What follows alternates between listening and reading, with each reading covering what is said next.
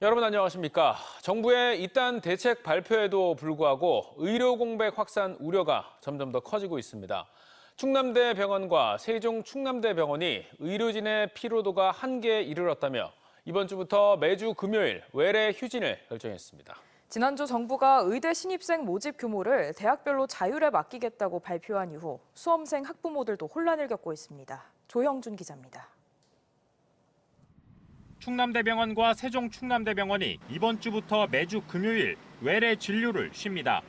충남대병원 비대위는 의료진의 정신적, 신체적 피로도가 한계에 이르렀다며 이같이 밝혔습니다. 외래 진료와 수술은 원칙적으로 하지 않지만 응급실과 중환자실, 투석실 등 응급 중환자 진료와 수술은 지속하기로 했습니다. 비대위 측은 자체 설문 결과 응답자의 90%가 주 52시간 이상 근무, 14.3%는 주 100시간 이상 진료를 하고 있다 답했다고 설명했습니다. 안전한 환자 진료를 위해선 적절한 휴식 시간 보장이 필요한데 지금 24시간 연속 근무하고 12시간을 휴식을 취하자 하지만 현실적으로 잘 되고 있지 않습니다. 이에 대해 병원 측은 비대위와 협의해 휴진 없이 정상 운영하겠다 밝혔지만 비대위는 합의한 바 없다는 입장입니다. 한편 정부가 지난주 의대 신입생 규모를 대학별로 범위 내 자율 모집하도록 허용하면서 수험생과 학부모들도 혼란에 휩싸였습니다. 의대 정원이 2,000명 늘어난다는 소식에 학원마다 상담 건수가 평소의 3배까지 늘어났는데 지난주 대학별 자율 모집 소식이 나오자 상담 문의가 더 쏟아지고 있습니다. 모집 인원 같은 경우에는 합격 당락을 결정질 수 있는 굉장히 중요한 변수 중에 하나인데 이게 아직까지도 최종적으로 결정이 나지 않고 있기 때문에 일주일 남짓 남은 내년도 대입 전형 시행 계획 변경 시한도 문제입니다. 정부가 공을 대학 측에 넘기면서 각 학교들이 이달 말까지 내년도 의대 증원분을 자체적으로 결정해야 하는 부담스러운 상황에 놓인 겁니다. 이달 안에는 뭐 어떻게든 결정을 내려야 되는 상황 같긴 한데 아마 다른 대학도 비슷할 거고 일단 최대한 끝까지 고민하다가 결정하게 되지 않을까. 정부가 의대 자율 모집을 통해 한 발 물러난 모양새를 취했지만 의료계가 더욱 강경한 대응을 보이면서 의대 증원을 둘러싼 갈등과 혼란이 확산될 우려가 커지고 있습니다. TJB 조형준입니다. 충청 출신의 여권 5선 중진 정진석 국민의힘 의원이 신임 대통령 비서실장에 임명됐습니다. 정 신임 비서실장은 여소야대 전국 상황이 염려되고 난맥이 예상되는 어려움을 대통령과 함께 헤쳐나가는 것이 책임을 다하는 길이라고 생각했다며 통합의 정치를 위해 잘 보좌하겠다고 밝혔습니다. 1960년 충남 공주에서 태어난 정 의원은 청와대 정무수석과 국회 부의장을 지냈고 지난 22대 총선에서 공주부여 청양에서 6선에 도전했지만 더불어민주당 박수현 후보에게 패했습니다. 황정아 대전 유성을 국회의원 당선인이 더불어민주당의 새로운 대변인으로 임명됐습니다.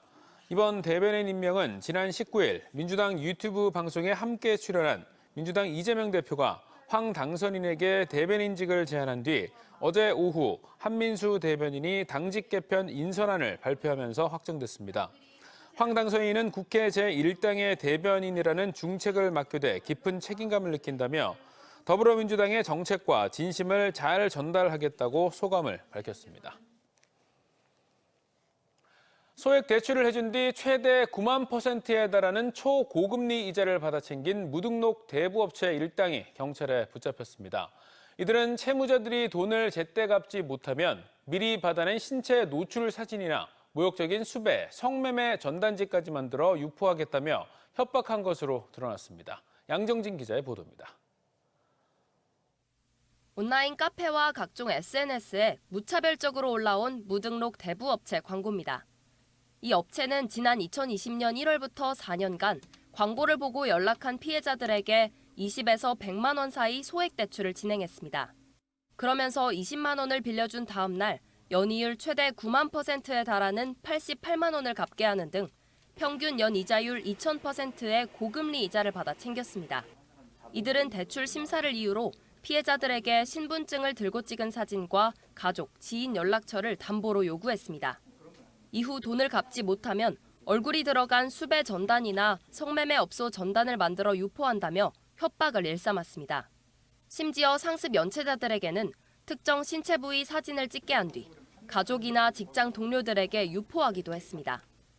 맞춤 동영상 같은 거 찍어서 보내면은 하루 내지는 뭐 몇 시간 더 줄게 이렇게 해가지고 저는 일단 수심 당한 걸 막아야 되니까 뭐 아닌 걸 알면서 길 가다가 사람들 쳐다보는 것도 무섭고 대인기피증도 생기고. 이런 방식으로 당한 피해자는 334명. 피해 금액은 13억 4천만 원에 이릅니다. 한편 이 과정에서 피해자였던 공공기관 직원이 건당 1에서 2만 원을 받고 채무자들의 취업 정보나 전화번호 등 507건의 개인정보를 일당에게 건넨 사실도 드러났습니다.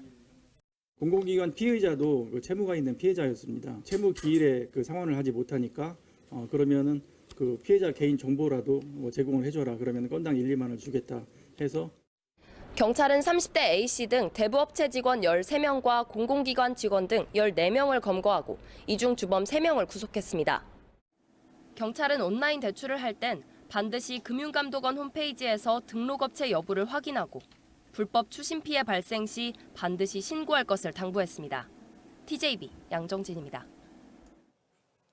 대전과 세종, 충남, 관공서 밀집 지역에서 원산지 표시법 위반 업체들이 무더기로 적발됐습니다. 국립농산물품질관리원 충남지원은 지난 2월 27일부터 2달여간 지역 내 시청과 도청, 정부청사 등 관공서 내 급식업체와 주변 식당 등 192곳을 점검한 결과 태국산 닭고기 가공품을 국내산으로 거짓 표시해 판매하는 등 원산지 표시법을 위반한 업체 27곳을 적발했습니다. 농가는 이들 업체 가운데 17곳을 형사 입건하고 나머지 업체 10곳에 대해서는 과태료를 부과했습니다. 인분이 묻은 기저귀로 교사를 때린 혐의로 재판에 넘겨진 학부모에게 징역형의 집행유예가 선고됐습니다. 대전지법 형사9단독은 지난해 9월 세종의 한 상가 화장실에서 자신의 아이의 인분이 묻은 기저귀로 50대 어린이집 교사의 얼굴을 때려 전치 2주의 상해를 입힌 혐의 등으로 기소된 45살 여성 A씨에게 징역 6개월에 집행유예 2년을 선고했습니다. 재판부는 어린이집에서 자녀가 다치게 된 일로 사과하러 온 교사를 모욕적으로 때려 죄질이 좋지 않다면서도 범행을 인정하고 상처가 중하지 않다며 양형 이유를 밝혔습니다. 대전 중구에 있는 소상공인 시장진흥공단의 유성구 이전 문제가 지역 정치권의 쟁점으로 급부상하고 있습니다. 김재선 중구청장과 박용갑 당선인이 함께 공단을 항의 방문해 박성효 이사장을 만나 이전 철회를 요구했지만 입장 차이만 확인하는 데 그쳤습니다. 김철진 기자입니다. 김재선 중구청장과 중구 박용갑 국회의원 당선인이 최근 유성구 이전 방침을 공식화한 소상공인 시장진흥공단을 항의 방문했습니다. 김 구청장과 박 당선인은 공개적이고 투명한 협의 과정 없는 도둑 이전이라며 이전 추진을 결사저지하겠다고 밝혔습니다. 근무 여건이나 이런 게 문제가 되면 같은 중구 내에 여건을 개선할 위치도 찾아볼 수 있고 대안도 만들 수 있다고 생각합니다. 도둑 이전이 아니라 공개적으로 당당하게 협의하고. 박성효 소진공 이사장은 항의 방문에 대해 불편한 심기를 드러내는 한편 근무 환경 개선을 위한 불가피한 이전이라고 강조했습니다.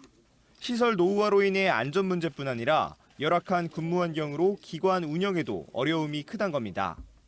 당선자나 중구청장에 오신 거나 또 함께 하신 의원들이 심정적으로는 이해합니다만은 저희들이 가지고 있는 불가피한 사정도 있다는 것을 다시 한번 이해해달라고 말씀을 드렸어요.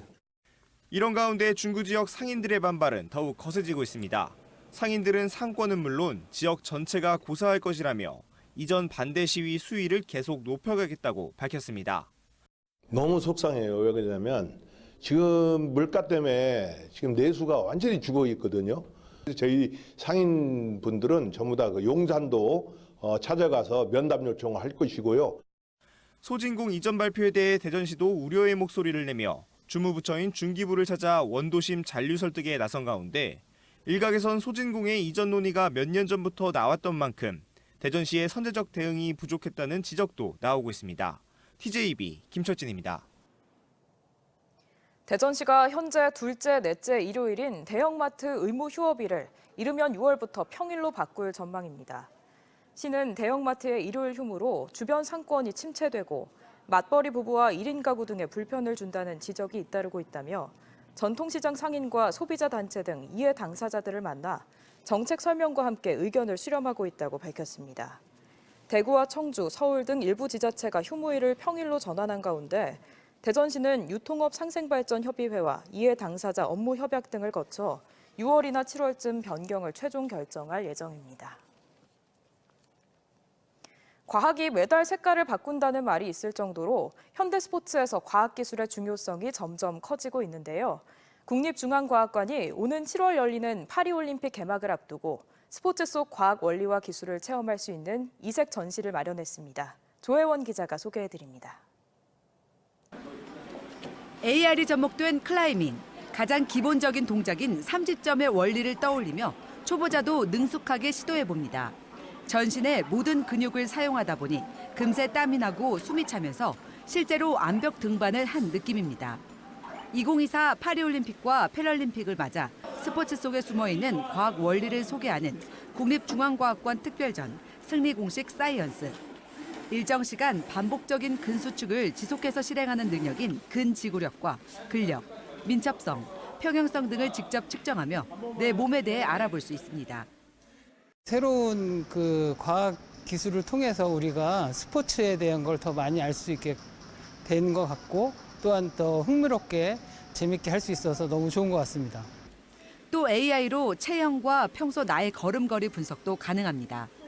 이 영상 센서를 통해 실시간 보행 자세를 분석하며 목과 허리 각도 등 올바른 보행 자세를 안내합니다. 선수들의 경기력 향상을 위한 카본과 유리섬유 등 신소재를 살펴보고 증강현실과 가상현실 속에서 올림픽과 패럴림픽 종목을 체험할 수 있습니다. 또 실제 크로마토그래피 실험을 체험하며 도핑 검사의 역사와 함께 공정한 경쟁의 의미도 마음에 새깁니다. 그 스포츠 안에 어떤 과학 원리가 숨어 있고 그리고 어떤 첨단 기술들이 적용되고 있고 이러한 것들을 좀 더 경험을 통해서 배경 지식으로 가져가실 수 있는 그런 전시가 되었으면 하는 바람이 있습니다. 파리올림픽 개최일인 7월 26일까지 이어지는 이번 전시에는 2018 평창 동계올림픽 봉송 로봇 휴보와 디지털 성화도 전시돼 영광스러운 올림픽 순간을 재현합니다. TJB 조혜원입니다. 대형 화재로 큰 피해를 본 서천 특화시장에서 횟집을 운영했던 상인들이 물품을 도난당해 경찰이 수사에 나섰습니다. 서천경찰서는 지난 1월 대형 화재로 영업을 못하는 특화시장 내 자신의 가게에서 400만 원 상당의 횟집 수조 냉각기와 실외기 여러 대가 없어졌다는 횟집 상인들의 고소장을 접수했다고 밝혔습니다. 경찰은 피고소인 60대 A씨 등을 상대로 정확한 경위 등을 수사할 예정입니다. 오늘 오전 8시 41분쯤 논산시 내동의 한 18층짜리 아파트 12층에서 불이 나 주민 5명이 긴급 대피하는 소동이 벌어졌습니다. 이 불은 집 내부 1제곱미터와 집기 비품 등을 태워 소방서 추산 900만 원의 재산 피해를 낸 뒤 15분여 만에 꺼졌습니다. 소방당국은 주방 후드 쪽에서 불길이 시작된 것으로 보고 정확한 화재 경위를 조사하고 있습니다. 2024 천안 K컬처 박람회가 다음 달 22일부터 5일간 천안 독립기념관에서 글로벌 K컬처 세계를 물들이다를 주제로 펼쳐집니다. 이번 박람회는 주제관과 웹툰, 뷰티, 푸드, 한글 등 4개 분야 전시관을 통해 한류를 소개하고 음악 평론가와 즐기는 K-팝 콘서트를 비롯해 독립운동 시기 다양한 문화예술과 에피소드를 소개하는 한편 축하 공연도 펼쳐질 예정입니다. 박상돈 천안시장은 이번 박람회 홍보대사 임명식과 함께 기자회견을 열고 K컬처의 역사와 미래 가치를 아우르는 전시와 공연 등 다양한 프로그램을 마련했다며 차질 없이 준비해 나가겠다고 밝혔습니다. 세종시가 민선 8기 반환점을 맞아 오는 7월 행정기구 효율화를 위해 조직 개편을 단행합니다. 미래전략본부를 폐지하면서 신설되는 도시주택국과 교통국으로 업무를 배분하고 경제산업국은 미래전략본부 주요 업무인 경제자유구역과 지역특구 업무를 이관받습니다. 도농균형발전국은 지역균형발전계획과 종합기획조정, 농업정책, 로컬푸드 정책 등을 맡게 되고 공원관리사업소는 폐지돼 시설관리사업소와 통합되며 기존 도시공원과 공원 녹지 관련 기능을 흡수하게 됩니다.